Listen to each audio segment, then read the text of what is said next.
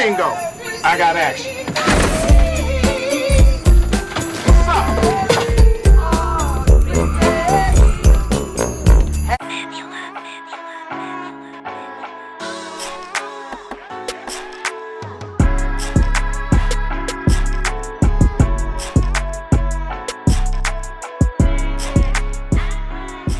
What's good, people? It's your boy, Mr. Rome, Cowboys fan talk, right back. Like I never left. Like literally like I never left. Like the last, 16 hours been crazy. Let's just say that. Like, listen, Cowboys are actually getting active in free agency, in trading, adding things to the team.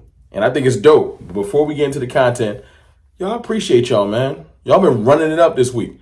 We are very, very close, like 140 to 150 subscribers away from 27,000 subscribers to Cowboys Fan Talk.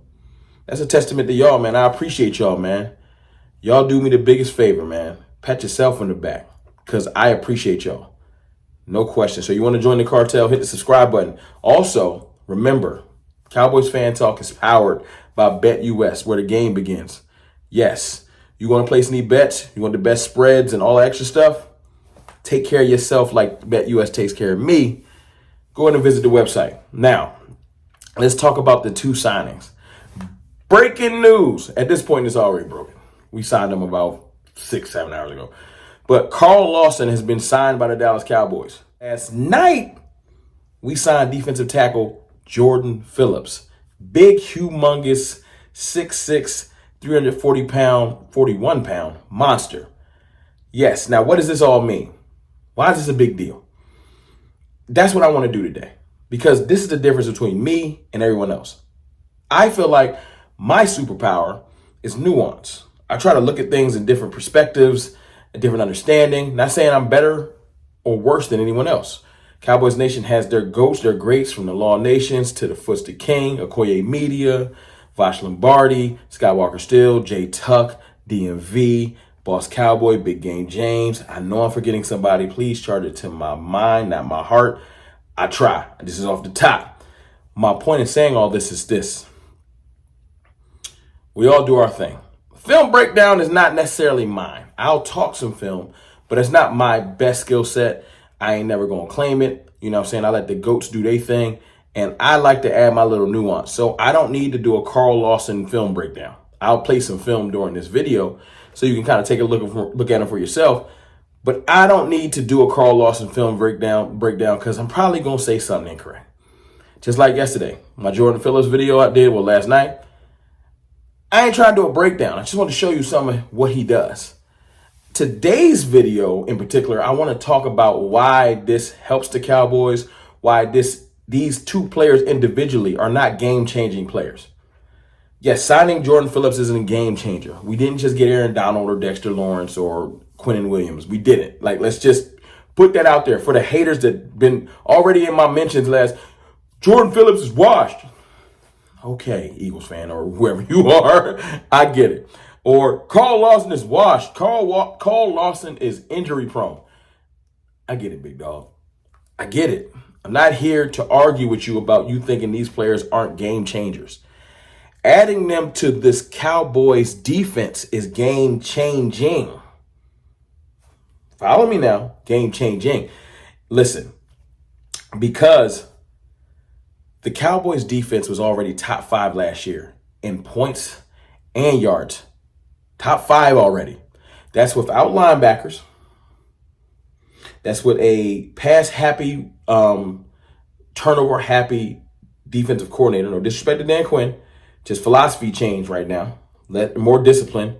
Less freelancing. You know what I'm saying? We ain't had no D tackles. We ain't had no linebackers. We lost Trayvon Diggs. We had holes in our defense. We still was top 5.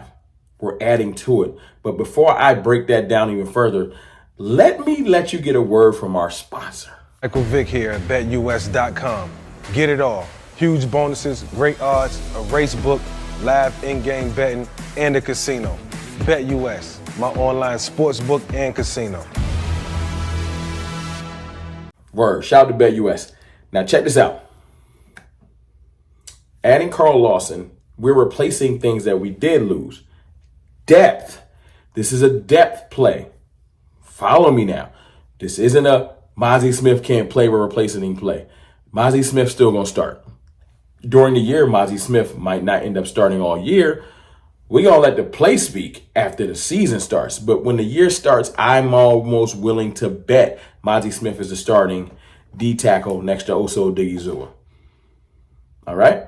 Now, what is Jordan Phillips' role? Jordan Phillips is coming on his team to replace Jonathan Hankins. If he can give us Jonathan Hankins production, we all win. Because we all was begging them, please don't let Jonathan Hankins walk. He went to Seattle. We was all distraught because we never did anything. And now they went and made a trade with the Giants, a pick swap, 7th and a 6th, nothing too crazy, for the 2026 draft. By the time that happens, we ain't going to remember this. And we filled in the role that Jonathan Hankins played. Is this guy, like I said, any of those top defensive tackles I named? No. And that's fine. He doesn't have to be. He has to be a run-stopping, physical defensive tackle. We need him for 15 to 20 snaps a game. Max, maybe 25. Max. He has some pass rush ability. I think he has like 24 sacks in his career. He's played 9 years. But we don't need him to be the starting defensive tackle. That's not his role. He's a role player that's going to rotate. Follow me. Rotation. All right. So we refilled Hankins' role. Boom. We lost Dorrance Armstrong and we lost Dante Fowler. That was a problem. Defensive depth. What are we going to do? Well, Sam Williams was supposed to take Dorrance Armstrong's role. Then Sam Williams gets hurt. Now we drafted Marshawn Nealon with no definitive role for him. We just knew he was going to put him into the defensive end rotation. He was probably going to be the fourth edge. But because of his highlighted play during camp so far, his physicality, his intellect, the way he's playing the position, I think Nealon has bumped up to the third defensive tackle. Just because he already has the physical attributes, we just need to see how he plays. According to how he plays, he's probably going to be third in the defensive end rotation. What does that mean? That means we needed somebody to replace him. So you move Chauncey Golston out and you move Junior Fuhoku out, who's probably on a roster bubble. Let's be honest. Chauncey's been looking good in camp so far since moving to edge. But is that enough? No. You still need your Dante Fowler definitive replacement for Fowler if Nealon's replacing Armstrong. Enter Carl Lawson. Carl Lawson is the replacement for Dante Fowler. Now we have a definitive four-man defensive end rotation with Chauncey Golston as the fifth. We've replenished and filled in what we had last year.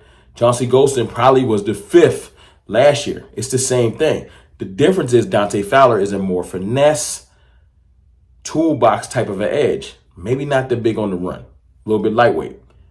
Carl Lawson is a physical anomaly. Humongous. 265 to 70-pound defensive end.